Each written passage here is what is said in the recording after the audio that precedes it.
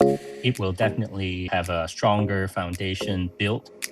What's been announced really goes to facilitating the ongoing evolution of Hong Kong from being a liquidity pool to being a global pricing centre. I don't think that the size is already big enough, even right now, but they are providing better opportunities or more room for the investors. We can anticipate ongoing developments in green finance product innovations. It is just a starting point. It could go enormous. Only child make the choices, the adults will take them all. Welcome to the Chat Lounge. I'm Tuyun. Joining me to unpack China's latest measures aimed at boosting Hong Kong's role in the internationalization of the Chinese currency, the renminbi, Dr. Warwick Powell, Adjunct Professor, Queensland University of Technology, Dr. Zhou Mi, Senior Research Fellow at the Chinese Academy of International Trade and Economic Cooperation, and Dr. Chang, Academic Assessor, HKU SPACE, the University of Hong Kong. Welcome to the show, gentlemen. Well, China's central bank, the People's Bank of China, together with the Hong Kong Monetary Authority and the Securities and Futures Commission of Hong Kong, has unveiled a new package of measures to bolster the city's role as the world's leading offshore renminbi hub, while strengthening its standing as an international financial center. Sean, to start, could you explain the thinking behind these measures from Hong Kong's perspective? Right. I think this is good news as Hong Kong, as always, being the financial hub, and it will definitely have a stronger foundation built from the financial activities to those monetary support behind from the mainland and the central bank. Definitely that will encourage for more in terms of the monetary basis, the demand and the supply, people to engage on these business activities from stock IPO to financial instruments and to fund management. So in a broad case, that will encourage to increase the supply from the RMB currency point of view. And in terms of the circulation, we will also receive greater audience, people who make use of the RMB in their global financial activities. So Hong Kong as the business financial hub would supply those services, and that will encourage for other activities to support that. So I think from the monetary point of view, from the system point of view, and other financial support such as risk management, legal services, and all those would benefit out from that. Then, Zhou Mi, from Beijing's perspective, why were they introduced now? What's your interpretation? Yes, I agree with Professor Chang's opinions on the position of Hong Kong as one of the financial centers. I think that Hong Kong has become maybe one of the top 3 financial centers in the world, just after New York and London. So it is quickly catching up with these 2 leading financial centers. I think that there may be several reasons. The first of all, that Hong Kong is a very important place for people to have some more interactions. I mean, not only in the financial levels, but also in the real economy levels. If you're looking at the data about the trade between the mainland and also the other APEC economies this year for the first 5 months, I can find that Hong Kong has reached the number 1 in both of the import and export of the mainland. So it's actually we're taking more responsibilities for the real transactions based on the trading goods. The second reason is coming from the financial activities themselves. We know that this time we are supporting Hong Kong to have a more fund coming from the mainland. And that means that there are more money that can be used in the different kind of financial derivatives products bought in Hong Kong. And also, I think that's possible for us to do more to support the more innovative ways of doing some kind of financial activities to make it better supported by more funds. That means that if you are going to buy more assets in Hong Kong, you will benefit from the certainties and you will have more benefits or profits in the coming times. And third, I believe that it is also true that Hong Kong has been playing a very important role in the innovation. The innovation of a stable coin or other kind of financial products are really important thing for us to understand the world in a better way. As artificial intelligence is developing very quickly, we need to have a more mechanism to assure that the development of the technology is not just something in the air, but also something on the ground. So we're going to support Hong Kong to play a more important role in this regard, benefit from its financial institutions together with many professionals in this region. So I hope that these ways can help us to strengthen the connections between not only the mainland and Hong Kong, but also, Hong Kong and the other parts of the world. Indeed. Then, Warwick, from an outsider observer's perspective, or maybe from a global context, to what extent have factors such as higher U.S. interest rates or geopolitical tensions or growing discussions about de-dollarization shaped the timing of these measures? Yeah, look, there's a couple of interesting things in terms of contemporary events that no doubt contribute to thinking around an appropriate timing. And I'm thinking, of course, about the ongoing conflict in the Middle East and the extent to which that's affected the perceived or real safety concerns around places like Dubai. We have many reports of capital that had been domiciled in Dubai leaving and finding a new home in Hong Kong, for example, over the course of the last 3 months. But they're just short-term events, right? The longer-term structural changes in the global economy and in international geopolitical economy are ultimately driving a process of global currency multipolarity.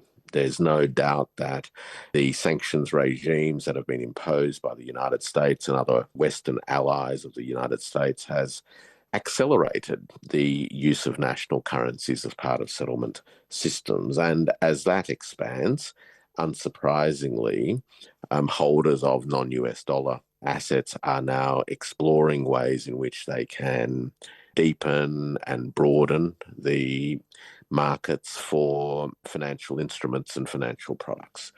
Right. These announcements that were made basically cover two categories. The first one is the creation of additional financial products, in effect, that support greater cross-border integration. And the second category really goes to supporting greater liquidity, enabling the more efficient circulation of the RMB. Now, so these are the main things. Global landscape changes, of course, through multipolar monetary systems emerging. There is a rising demand for the RMB beyond trade settlements, with a view towards investment and financing and pricing and reserves and such like. The timing, of course, is partly a response to immediate opportunities, if you will, but they're also just a necessary response to ongoing deep structural changes where there is greater real economy demand for RMB utility with trade with ASEAN, Middle East, even with Europe, right? So, there is a need for ongoing developments in liquidity support.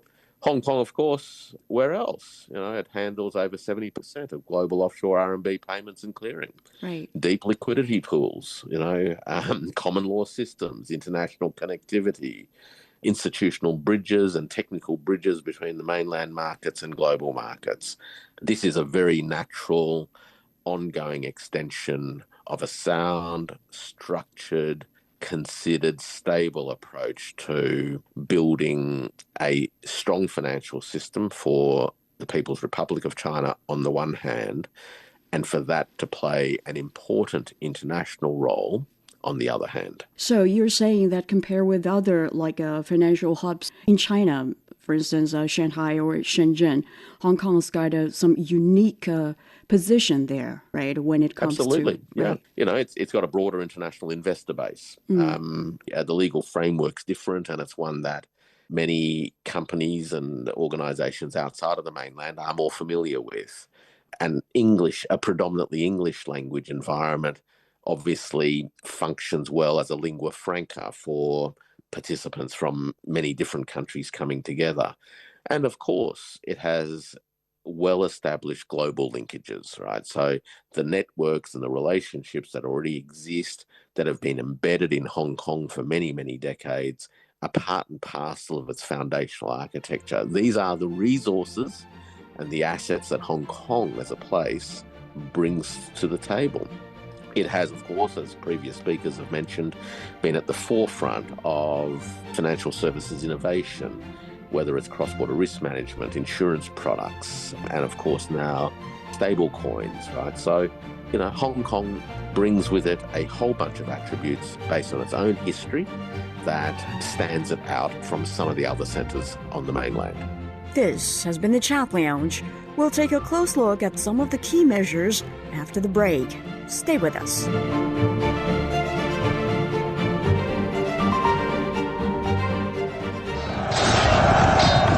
The best military commander is not he who fights 100 battles and wins every one of them. The best military strategy does not lead to the desiccation of the enemy's capital city. Decoding the Art of War will help you understand why there's no art in war and how Sun Tzu stayed undefeatable using the science of war, with fun stories and insightful breakdown of famous battles. Find Decoding the Art of War wherever you listen. Welcome back. We continue our chat. Then let's take a closer look at what's actually in the new package. One major move is the expansion of Bond Connect's southbound channel, which facilitates mainland investors to invest in bonds in Hong Kong.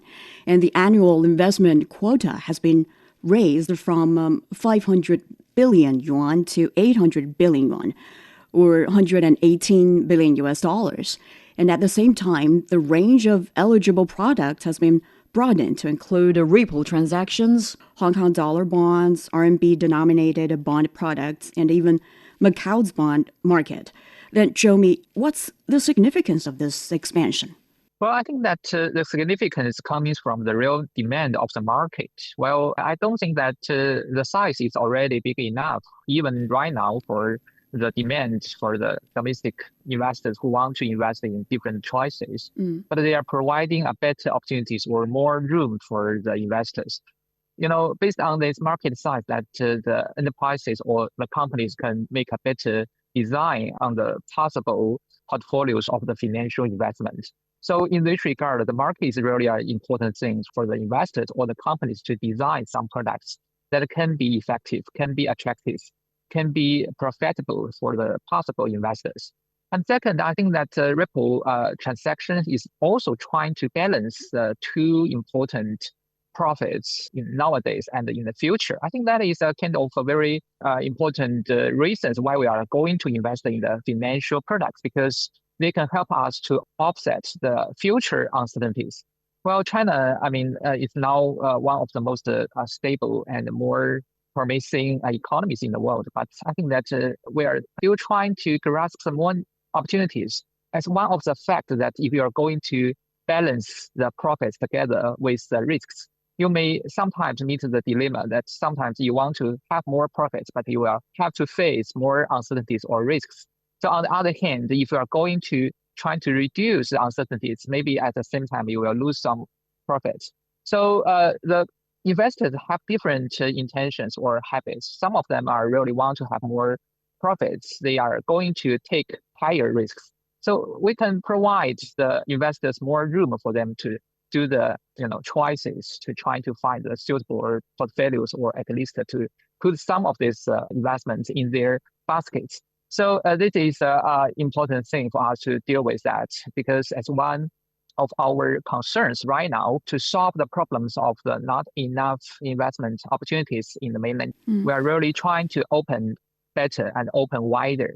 And one of the opening mechanisms or policies or environment is on the financial areas. So I think that is a kind of important thing that we can try to provide the investors some of this not so large, risky investment space, but also are some of the very familiar place for them to do the judgment and decisions. You're saying that the quota is actually not that enough, right? Do you expect that, the number or the quota to continue to rise sometime in the future, and maybe to? Yeah, I hope so, because we cannot guarantee that the investors can always have more and more profits, but at least it will give us more opportunities. If there are so limited quota, I think that the investors will have to compete with each other. And in this regard, maybe they will just neglect some of the nature of the portfolios themselves. So if we are going to have, provide the investors more choices, we need to give them big enough room for them to do the decisions. Then what's behind this, or what's the authority worried or concerned about when it comes to the quota, limited quota? I think that is always concerns of the administrations about how far can we just step into the internationalization of RMB. Well, it has been more than 30 years. I mean, when I was studying in the college, they're talking about the internationalization of RMB. But we also are, suffered a lot, not only China, but also many of the ASEAN countries by the Southeast Asia financial crisis in the year of 1997 and 1998, and also suffered from the global financial crisis in the year of 2008. So when we're trying to do more, we need to be very carefully to make the balance about how far we can move just in short term. So this is based on the experiment. This is also based on the results of this experiment. So I hope that we can do more to open the market wider, and at the same time to have a better mechanism to monitor the possible risks and trying to reduce shock to the mainland financial market. I think that is a very important thing because, in the core of the principles of the administrations, the central banks, the core is we are not trying to make the financial resources just move in its own circle. We need to support the real economy because the real economy is a very important thing for us to deal with. And the financial services is trying to support the development of the real economy in a better way. Then at what level would you say is enough? Now it's like 800 billion yuan. Or I don't think that is big enough. Right now. So maybe in the coming 5 years, we'll double the size. I just guess. Right. I don't know. Okay. Because based on the real economy's development. Sure. And talking about the expansion of the offshore RMB repo market, Central Bank Governor Pan Gongsheng also confirmed the central bank's newly launched RMB repo facility for overseas central banks and official institutions has already completed its first transaction through the Hong Kong Monetary Authority. And for listeners unfamiliar with the term, Sean, can you explain what exactly is a repo transaction in layman's terms, and why is it so important for financial markets? Okay, sure. I think the implication is I agree with Mr. Powell and Dr. Mi on that.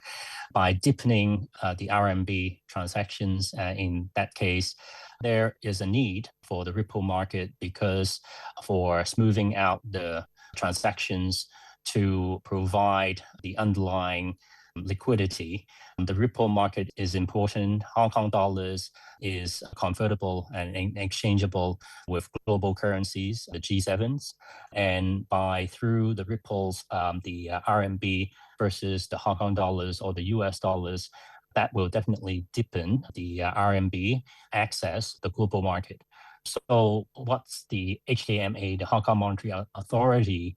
I suspect that implying Hong Kong MA exploring the short-term RMB debt issuance. The ripple normally is within the 7 days liquidity, and that will help not just for the Chinese banking system, but whoever institutions to the international global banks, if they want to access to short-term money, they could through this ripple system to access through Hong Kong MA and in exchange for that. So this is a very strong and powerful, I would say, it's not just a trend, it's not just a quota per se, it is a system. So I think the mainland authority, what I see it, is building a solid system for this globalization through the support of the HKMA to provide this ripple facility. So this is one major step that requires for the RMB to go internationalized. And I would see that is also a critical important step as the global liquidity providing for international players, as well as what Dr. Mi is referring to, the domestic demand and what make use by the mainland institution to participate on that is important.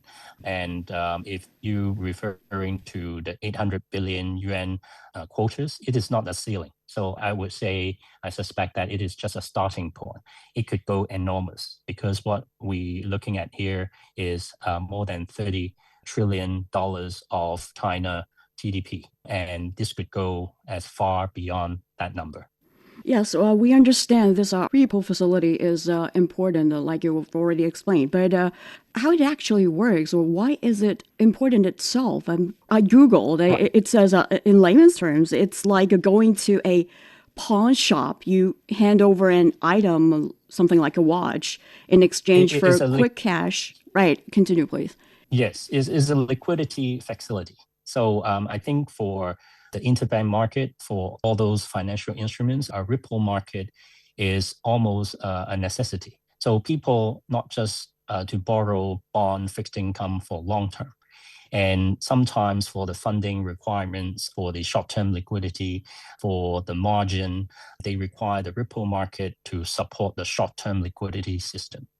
So to enhance the RMB liquidity to build with the RMB facility, Ripple facility, you could seeing this as building a yield curve, right? So a short-term liquidity tools is like a tendering mechanism, or short-term debt issuance help to build a more predictable offshore RMB yield curve. Right. So the Ripple market is to facilitate that. Warwick, can you help us understand the mechanism of a repo? Right. You've got to look at it like this. First, let's break down what repo stands for. Sure. It stands for repurchase agreement market. Okay.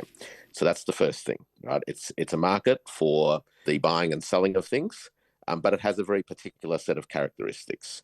It is focused on short-term funding between financial institutions, where financial institutions who need cash sell their non-cash financial assets, bonds, to other financial institutions who have cash on the agreement that they will buy those assets back the next day, typically, at a higher price. In other words, there will be what is in effect an interest fee for the institution that had the cash. They buy the asset off the institution that needs the cash, and then the next day the institution that needed the cash then buys the asset back. Right. That's basically how it works. And the reason why it exists is because in any complex marketplace with multiple financial institutions and multiple actors who have accounts with financial institutions, on any given day, there will be institutions that will have more cash than they need, and there will be institutions that will have less cash than they need.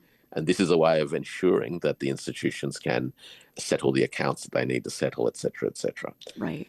Very, very useful, right? Because it makes sure that the cash is available to those who need it at that moment in time. So that's basically why repo markets are important and are, very efficient ways of dealing with, short-term liquidity within the system. Sure. Then what does the first transaction tell us about the maturity of Hong Kong's offshore RMB market? Well, there's a few parts to all of this. One is, of course, that it creates depth, right? That as the capacity expands to handle increased volumes, it's a reflection of the fact that there's more and more demand for RMB for settlement purposes. So that's a system expansion, if you will, of demand for the RMB, and this helps making sure that the RMB is in the hands of those who need it when they need it. It speaks to and builds on the fact that there is a great deal of stability in the Hong Kong financial institutional environment and the legal environment. So it's a reinforcement of all of those sort of cornerstone attributes that Hong Kong has had. There are, of course, some other facilities that have been announced as part of this package too, let's not forget. So there's the repo market, which is your short term. Then we have RMB liquidity facilities, which has up to 3-year maturities. Right? So again, this is about creating markets for non-cash financial assets, enabling those who have cash to purchase financial assets that are interest-bearing but nonetheless are safe and secure. Again, reinforcing Hong Kong's position as a provider of a stable and safe set of institutions for the management of financial assets, be it cash or non-cash. Right. Another measure more than doubles the RMB liquidity facility available to banks in Hong Kong from 200 billion yuan to 500 billion yuan, or over 73 billion US dollars. It's also about liquidity, right? It extends the maturity to up to 3 years. Sean, what do they mean for the market? I know it's also about liquidity. The implications are quite strong, is that for any institutions, it could be banking financials, it could be corporate, and if they issue longer tenor, then this will build as the short term as most important, and how Mr. Powell addressing this. And gradually, we are seeing a full yield curve being built here in Hong Kong as an offshore RMB trading center. So as the tenor start reaching out, and if it could go now beyond that, then institutions, corporate finance professionals, if they require to have pricing, to have any risk management tool, and to build their financial instruments, this is the way how it will help the whole system, whole mechanism works out going forward. Beijing also aims to help Hong Kong become a gold trading center. That's coming up next. You're listening to the Chat Lounge.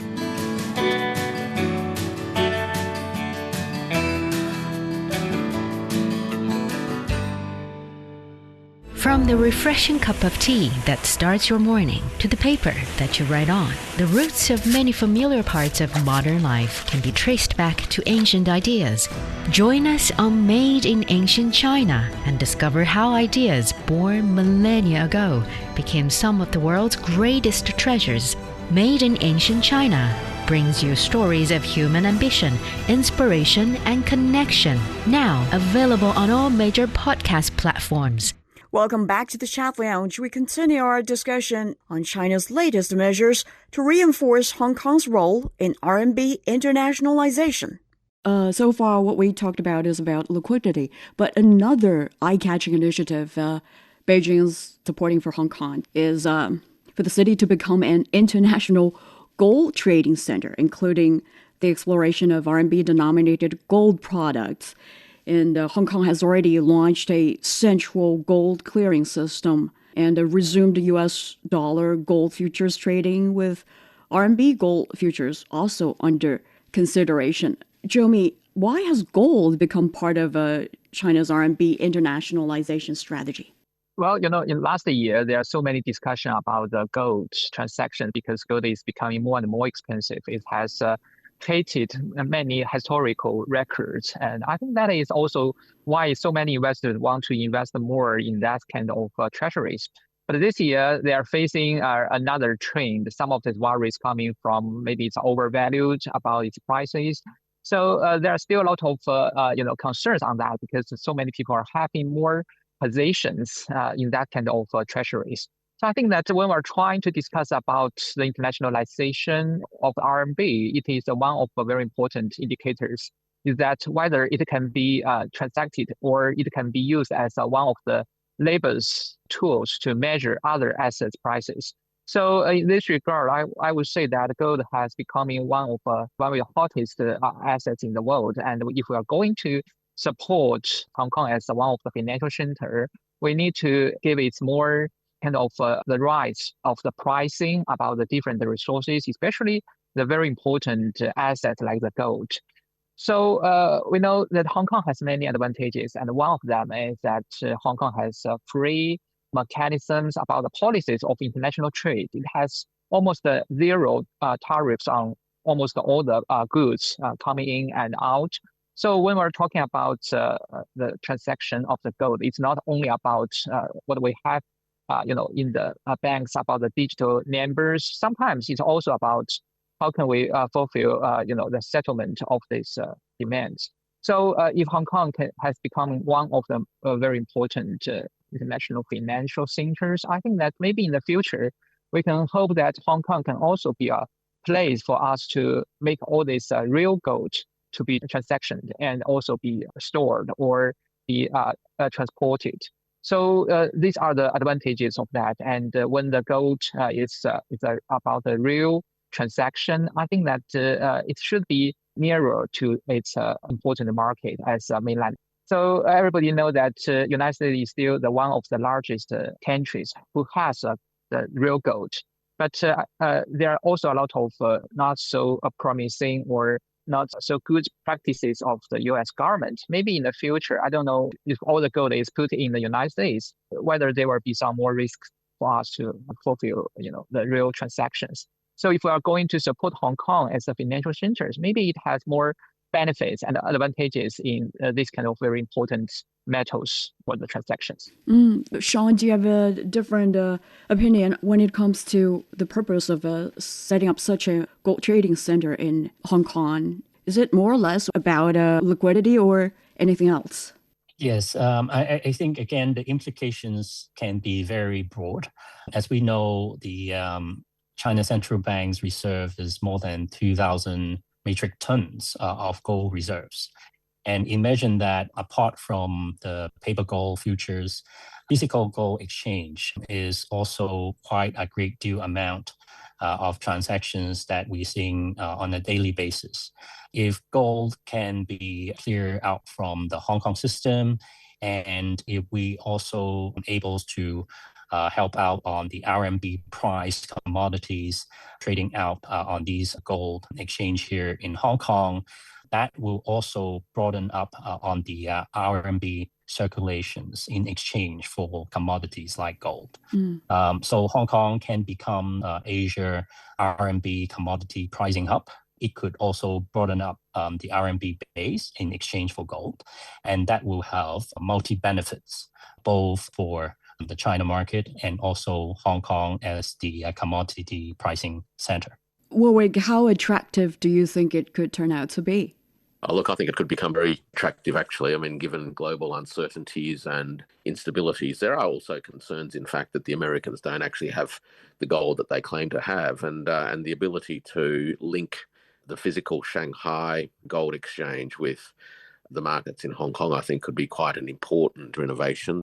As I think the others have said, and I'll just try and summarise how I see things, the critical impacts of this is that it enables benchmarking pricing power to be established in Hong Kong and in Asia more broadly. That's the first thing. Doing so will attract international capital, which is quite important in terms of global liquidity and RMB circulation through the real economy and in the marketplaces for various types of financial products. It will, of course, by being a benchmark pricing power, it will contribute to RMB pricing and settlement for a broad range of other commodities. And ultimately, the structural transformation of global markets, particularly in terms of the role of the US dollar historically as the reserve currency, is progressively watered down by other currencies being able to fulfill these critical pricing and settlement functions. So it's another important brick in the wall, shall we say, of a much broader strategic transformation in the architecture of global financial markets and global financial derivatives markets. Then of these measures and some others we haven't mentioned, which one or which ones do you think would have the most tangible, if you will, impact on Hong Kong? Look, I think they have to be seen as a package. Yeah, look, I was just going to say, I mean, these announcements were made as a package deal. Right. And so whilst there may be views about whether a particular part of the package is big enough today or is too small or what have you, it's important to view this as a package deal, that this is a combined set of measures that have been introduced or announced to be introduced that accomplish two important things. One is to create new products, right? By which I mean things, assets, financial assets that currencies, including the RMB, can be exchanged for. Secondly, in doing so, part of that product suite creates broader bridges or a bigger pipeline between the mainland markets and offshore created financial instruments. So that's the first thing. Secondly, it also creates an expanded foundations for bank-to-bank liquidity support. So these are the two principles behind these 11 measures, and it must be seen as a package deal rather than, whether one's more important than another, because they each play a role and they will each service the needs of different actors globally at different points in time. Sure. Then let's take a look at the bigger picture. Once these measures are fully implemented, what do you expect will be the biggest impact on Hong Kong? Will they naturally increase offshore RMB deposits, attract more international capital, or further strengthen Hong Kong's competitiveness as an international financial hub? Sean? Right. I think, like you mentioned, from Hong Kong perspective, definitely it will benefit, especially the functions, how it cooperates with Hong Kong Monetary Authority and other financial institutions. And it opened the door for international investors, international players who wants to get access into those cross-border transactions. But they also want to hedge those risks. And from the risk management perspective, from ALM to regulatory alignment, that could provide those safety net and also those requirements to hedging their investment exposures into mainland.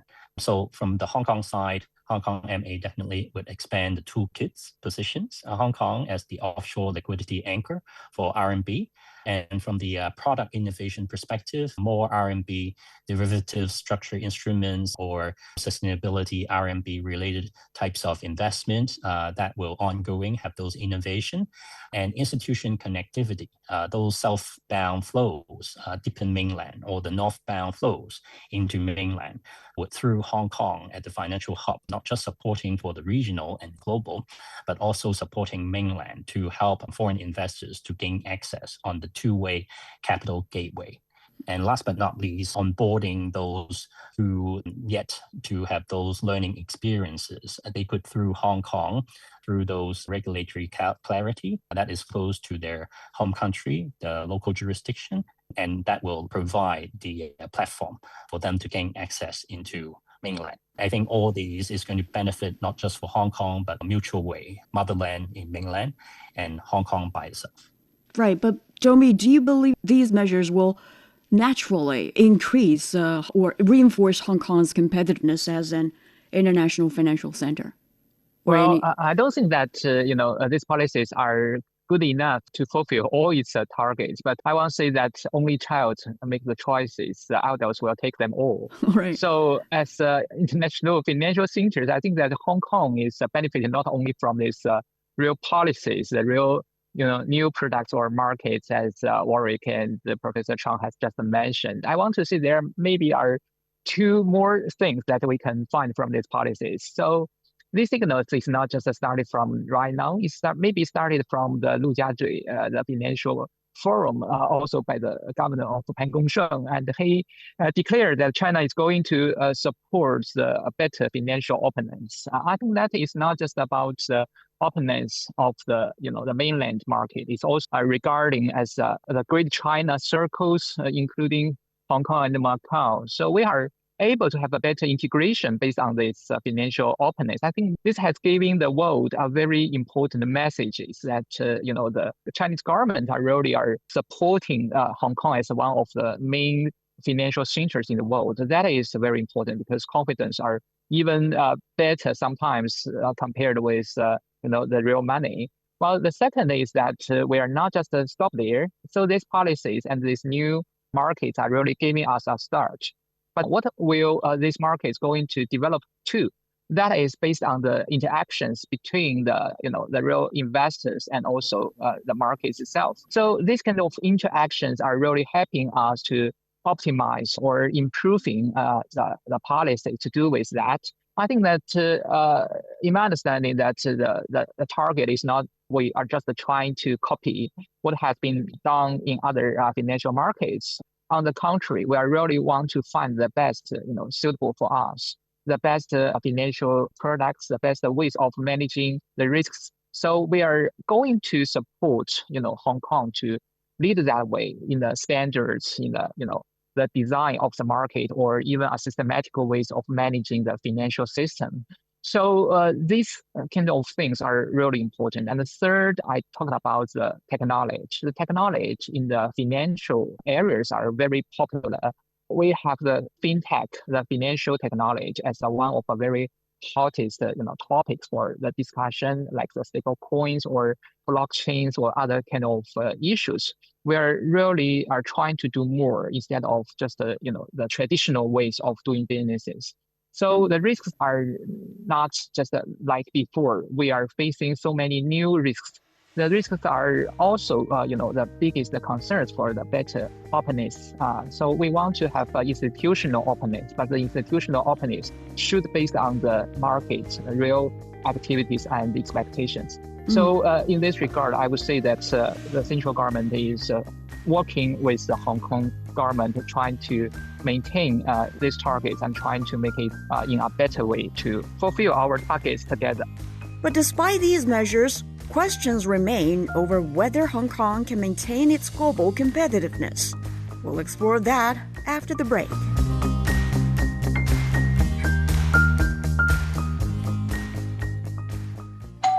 Hey there, global listeners. Get ready for the hottest discussions on the airwaves. Roundtable, your passport to the heart of China's buzzing society. Pressing issues, lifestyle trends, and impactful policies, we're tackling them head on with wit, wisdom, and a whole lot of fun. Discover the real China through the eyes and voices of its people. Gain a unique global perspective on topics that resonate universally. Tune in and turn up the excitement dial on Roundtable as we bridge gaps and break barriers one discussion at a time. Don't just listen, be transformed. Welcome back. And like Warwick mentioned earlier, over 70% of global offshore RMB payments and clearing are still handled through Hong Kong. It seems the city, its leadership remains difficult to replace, but international financial centers like Singapore, London, and Dubai are all expanding their RMB businesses. So Warwick, what further institutional reforms or product innovations, I think Zhou Mi already mentioned some, do you think Hong Kong may need to stay ahead in this regard? Look, in terms of product innovations, I think one of the things that we're likely to see over the course of the next few years, maybe even a bit longer, is an expansion of asset and wealth management products, both for Hong Kong institutional investors and retail investors, as well as for mainland investors. So these north-south connective channels are going to become quite important in anchoring product innovations. Right. We're also going to see, I think, the development and an expansion of products that are more aligned with real economy financing. Okay, so I think that there's going to be ongoing developments in that particular arena. I would expect to see greater innovations around financial derivatives, possibly even in areas such as insurance products. And of course, I think we can anticipate ongoing developments in green finance product innovations. The global demand for energy transition, climate change related activities, et cetera, will give rise to significant opportunities to make use of China's own technical innovations, but will need to be accompanied by financial innovations to help mobilize those resources. Hong Kong's other challenges, of course, go to ensuring that it remains an attractive place for the kind of talent that we're talking about. And it's a complex set of talent, It's not just conventional finance people. It'll be people who have knowledge and expertise in various forms of technologies, such as financial technologies, distributed ledgers, blockchains, et cetera. But I think importantly too, it will need to attract and maintain a talent pool of people who understand some leading edge technologies in things like information systems, artificial intelligence, biotechnology, pharmaceuticals, and a broad range of those sorts of areas, environmental technologies, et cetera, because it is those real world activities that will create the foundations, if you will, for stable, anchored, risk mitigated insurance propositions. And these things, of course, I think Hong Kong's incredibly well positioned to. I've been very bullish about Hong Kong for a long, long time, in fact, almost all of my life, and I see very little in these measures that would dampen my enthusiasm for Hong Kong's future, particularly as it deepens integration with the GBA, the Greater Bay Area, on the one hand, and maintains an innovative outward posture to the rest of the world. Right. Sean, what's your take here? Do you agree? Or are you as optimistic as Warwick? Yes, maybe I echo Dr. Powell's point just then. I think to deepen the market here in Hong Kong, surely it will make Hong Kong more competitive. And from how I see it, this is not just benefit RMB internationalization, but it is an active architect. And structurally, it helps those measures translate into real market behavior. And from the governance and risk perspective standpoint, it also upkeep and provide the ongoing maintenance since RMB internationalization's process has been ongoing. And like Dr. Mi referring to, it has been ongoing for more than 20, 30 years. So we are seeing a higher level of integration. And last but not least, I think from the portfolio standpoint, Hong Kong, those financial banking institutions, insurance firms, asset managers, they will be more flexible with these mechanisms in place to adjust their portfolio, to adjust their liquidities when there is needed. So all in all, this is perfection adjustment to the system, and that will definitely help to pursue higher levels of RMB internationalizations here in Hong Kong and globally. Before we hit the last question, I got some technical issue. Hong Kong has increasingly positioned itself as the world's premier offshore RMB business center. Some believe this will further strengthen its role as an international financial hub, while others worry that financial resources could become overly concentrated in RMB-related businesses. So, Sean, are these two objectives mutually reinforcing, or is there a trade-off between strengthening the RMB business and maintaining a diversified international financial center? While I think there are policies being in place, but I believe that Hong Kong is a laissez-faire economy, and it will be driven by the market forces. I think definitely the demand will drive these RMB would be more as there will be the sophistications and more well-built of the infrastructures that will help investors to pursue more on those type of instruments and investment. So I do not believe that it just anchor or skilled it one way or the other. I do believe that the market driving forces is the major forces behind that.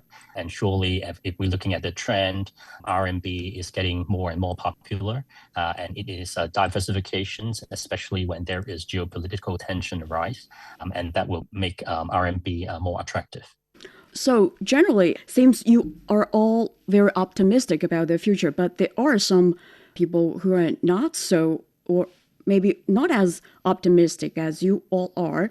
So to all of you, looking ahead, maybe when you try to explain to those group of people, what key indicators should we be watching to gauge whether Hong Kong is strengthening its position as an international financial center going forward? Shall we start with Zhou Mi? Well, there are many indicators, but first of all, I would say that the inflow and outflow of those capitals are really what the market is really reacting.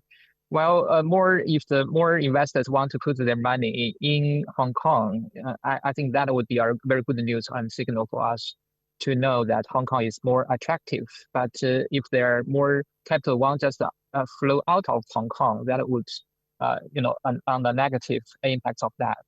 And the second, I think that is also about, the preference of these, financial centers, financial institutions, like some of the investment banks, whether they want to strengthen the position of Hong Kong as a headquarters in this region or even globally. If there are more companies, more financial banks want to do that, I would say that is another signal that we can observe. And the third one, that is also about the policies. Are we going to have a better and more opener policies is another kind of things that we can observe about the real effect of Hong Kong. So if we can have that, I would say that it seems to me that there are more positive feedback from this practices that we have been doing. So that is another way we can observe that. Chang, your take? My take is if we can able to make the market more efficient, and at the same time, if the Hong Kong local authorities can able to accomplish that together with the governance and risk managing how this market fosters going forward. I think we also need to catch up with those regulatory environment, with the assess of governance implications also, because as the pace and the development is growing faster and faster and broader, we require to have collaborations between bureau authorities and regulators. So all these have to be in place. Otherwise, I echo Dr. Mi point that if we seeing more southbound flows, but those are being exit or leakage to other areas, then we need to try to fill in that gap. So I support the views that surely this market is getting more sophisticated, but it would be good that to have other policies to support together with that. Thanks. Sure. And last but not least, Warwick, please wrap up this session. Let me see how I go. In terms of overall summary, I think it's important to understand that what's been announced really goes to facilitating the ongoing evolution of Hong Kong from being a liquidity pool to being a global pricing centre. So that's the first thing to bear in mind. That's the sort of big picture, the strategic picture that we're talking about here. Now, in terms of things to keep an eye on, the indicators of performance and success, I think that there's 5 or 6 or maybe a few more. Obviously, we're looking at offshore RMB deposits and settlement volumes, how much activity is going on. We need to monitor, and I think my colleagues have talked about the flows, bonds and stock connect flows. That's important to be monitoring closely. We obviously want to be watching gold trading volumes, given that we're seeing initiatives in the gold arena, and because of the growing capacity for lending being supported by the 3-year bonds and things like that, we want to see increased debt issuance in RMB from Hong Kong. I'd like to also think that the package will encourage further development and expansion of asset and wealth management capabilities and funds under management. We're also looking at foreign exchange trading volumes, obviously, talent inflows. I think we've touched on that. This is a very important indicator because in these sectors, finance, financial technologies, regulatory technologies, investment management, funds management, product innovation, etc., we need talented people, right? Creative, talented, well-educated, but also incredibly responsible people. And ultimately, of course, the greatest indicator from my perspective that we want to be keeping a close eye on over the next few years is the extent to which there are new financial products and new cross-border innovations being developed and trialled and launched. So that's my summary of where I think these particular initiatives take us, the general direction and the sort of broad strategic repositioning of Hong Kong from being a liquidity pool only to being a focal point for global pricing. You're saying Hong Kong is on track to become a global pricing center for RMB-denominated assets. Why is that important again? Well, it's important from China's perspective because it means that in markets, of course, are made up of buyers and sellers from around the world, start to see and use the RMB as the means of account, the unit of account. And that supports, of course, the use of the RMB as part of global circulation. And there are other reasons. I mean, we've touched on this in past shows where we've talked about the shift towards RMB-based pricing for things like iron ore, for example. It delivers greater transparency from a Chinese buyer's point of view, and it also reduces the extent to which there may be market manipulation from Western powers. So there's a whole range of reasons why becoming a pricing centre is an important evolution and maturation of the RMB and its ambitions to fulfil greater roles as a public good service provider within a global economic environment. Fair enough. And Hong Kong's future also may be embodied in that aspect. And on that note, we conclude our chat for this session. Many thanks to Dr. Warwick Powell from Queensland University of Technology, Australia, Dr. Chang from the University of Hong Kong, and Dr. Zhou Mi from the Chinese Academy of International Trade and Economic Cooperation. We'd love to hear your thoughts, so drop us a line at radio@cgtn.com. I'm Tuyun. Thank you for listening. Join us again for more Chat at the Chat Lounge next week. Talk soon.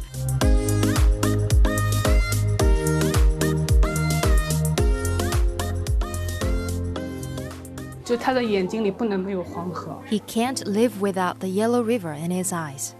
我说我爷爷那会儿钓是在我们。 Both my grandpa and dad made a living from the river. The Yellow River Mosaic is a 12-part series of multimedia stories featuring the people who live by the river and share a close bond with it. Subscribe the Yellow River Mosaic on your favorite podcast platform or visit radio.cgtn.com for more in this program.